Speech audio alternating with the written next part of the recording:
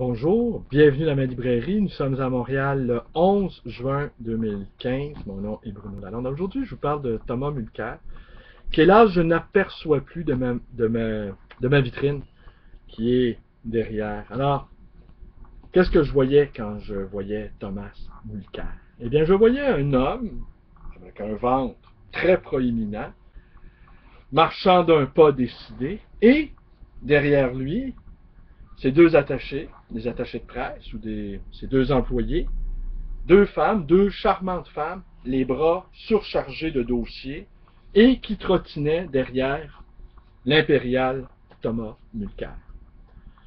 Je me disais, si ces électeurs pouvaient voir cette image prise sur le vif par un observateur, embusqué derrière sa vitrine, sans doute notre Mulcair, eh bien, aurait beaucoup moins d'appui. Le macho dans toute sa splendeur. Lui, pitoyable spectacle. Et les deux autres femmes derrière, les bras surchargés. Alors Mulcair est une sorte d'accident de la nature, je vous dirais. Il a été élu à je ne sais plus quelle élection fédérale. Je pense que c'est celle de 2006. Où le candidat libéral, Jocelyn Coulon, avait été battu à cause de la division du vote et par le fait aussi que ses positions jugées pas suffisamment pro-israéliennes par la communauté juive d'Outremont-Côte-des-Neiges, lui avait valu une défaite. Et Mulcair avait été donc élu candidat du NPD. Un deuxième événement est survenu, le décès de ce bon vieux Jack, et qui avait permis à Mulcair de devenir chef. Alors, deux accidents, l'arrivée de Coulon et le décès de Mulcair. Mulcair maintenant est bien embarrassé, car la venue du chef du Bloc québécois, Jules Duceppe, va arracher sans doute une quarantaine de sièges au NPD, en tout cas au moins minimum 30, et on va sans doute profiter de la division du vote, et on répétera à l'envi que le personnage au ventre proéminent et au port altier, eh bien, était le défenseur de ce groupe de pression, de ce groupe de lobby, Alliance Québec, qui visait non seulement à défendre les intérêts de la communauté de langue anglaise du Québec, qui en soi n'est pas nécessairement une mauvaise chose, ils ont le droit de défendre leurs intérêts, il rend bien leur en face, mais il était également celui qui voulait et qui a pu, d'une certaine manière, charcuter la charte de la langue française, la loi 101. Alors on va rappeler à l'envi, on va rappeler son passé, et eh bien on va rappeler également, comme je le fais ici, que ce n'est qu'au fond qu'un gros macho. Rex méfie Mulcair quand il se promène devant des vitrines. On notera au passage qu'il n'est jamais entré dans ma boutique.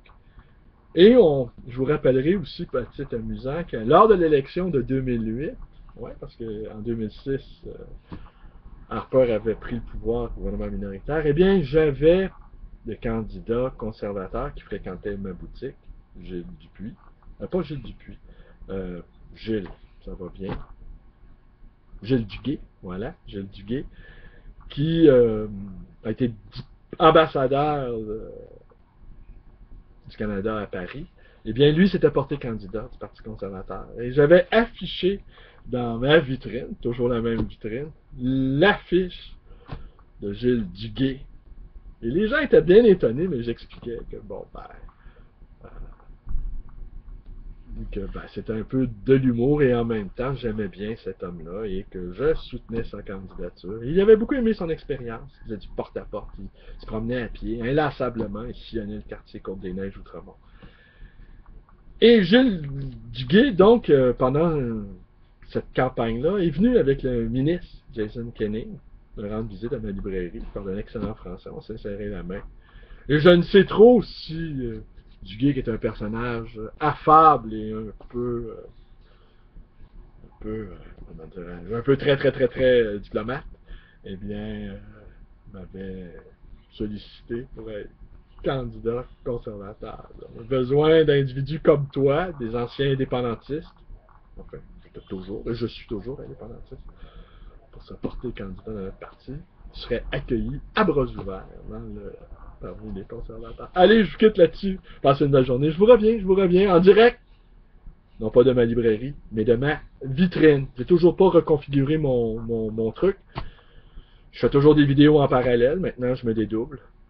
J'embrasse tous. Et à demain, peut-être, pour de nouvelles aventures en direct de ma vitrine. Merci. Bonne journée.